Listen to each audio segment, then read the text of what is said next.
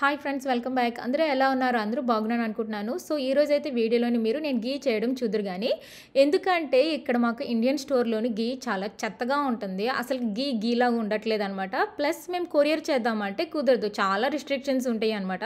అందుకు హ్యాపీగా నేను ఇంట్లోనే చేస్తూ ఉంటాను. చాలా ఈజీ అసలు గీ చేసుకోవడం. సో ఫస్ట్ నేను కాస్కోలోని అన్సాల్టెడ్ బటర్ కొనుక్కున్నాననమాట. కొనుక్కొని దాన్ని మెల్ట్ చేసేసాను మీడియం ఫ్లేమ్‌లోని. అంతా మెల్ట్ అయిపోయిన తర్వాత లో ఫ్లేమ్‌లో పెట్టేసి ఇలా గోల్డెన్ కలర్ వచ్చిందాకా చేసుకోవాలి.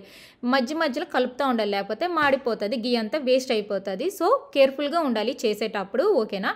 అండ్ అయిపోయిందని ఎలా తెలిసిద్ది అంటే మీకు సాలిడ్స్ ఆయిల్ సెపరేట్ అయిపోతుంది.